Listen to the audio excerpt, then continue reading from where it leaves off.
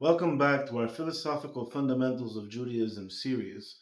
Now, after discussing what God isn't, today I want to dive a little bit deeper into the concept of God. Okay? Now, Richard Dawkins famously asks, he says, well, why do we even need a God or a creator for the universe?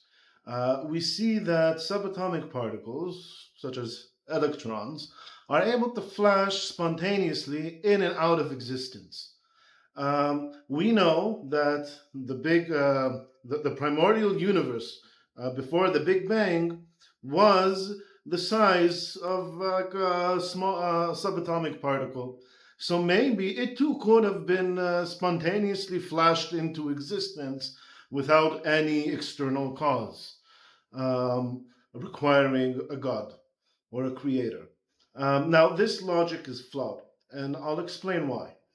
Um, when an electron flashes in and out or into existence, it's flashing into existence into a predefined place, somewhere in the context of the space-time of our universe. It doesn't just flash into nothingness or out of nothingness, okay? The primordial universe wouldn't have anywhere to flash into. So there first needs to be a creation of this space-time in order for there to be a context in which the universe can flash into. Okay? Now, if we go a little bit deeper into the understanding of the primordial universe, what could have caused the Big Bang? Something had to have happened, some sort of chain reaction, just like any bang, any explosion, or anything that unfolds in the world, in the universe, something would have had to cause it. Now, in order for something to cause something else, in order for one state to change to another state, there needs to be some sort of context of time, right? Time measures the change in one state to another, okay? Now, the primordial universe, the pre-Big Bang universe, or at the instant of the Big Bang, there wouldn't have been any time. Why?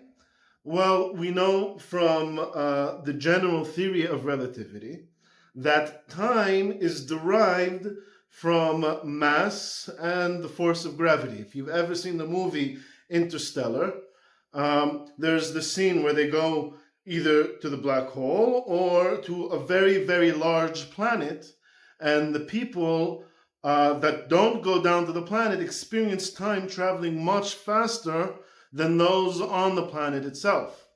Okay? So the stronger the force of gravity, the slower time is. Now, the primordial universe would have had the entire mass of the universe condensed into an infinitely small volume, right? So force of gravity, F equals G, F equals M, right? The mass divided by the radius, the size, right? Multiplied by the constant, the gravitational constant, an infinitely large mass divided by an infinitely small volume or radius means an infinitely strong force of gravity, which means basically there is no concept of time. Time is virtually non-existent. Therefore, there couldn't have been any cause within that primordial universe to cause the Big Bang to happen. So what caused the Big Bang to happen? Well, it has to be something completely disconnected from the primordial universe itself. So nothing within the universe. Okay?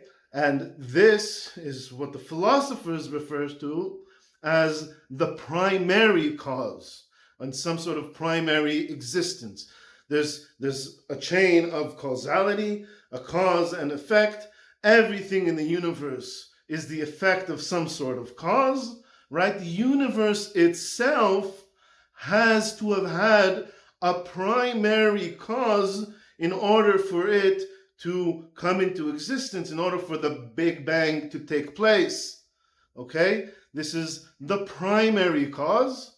All right? And Maimonides refers to this as the primary existence, the primary being.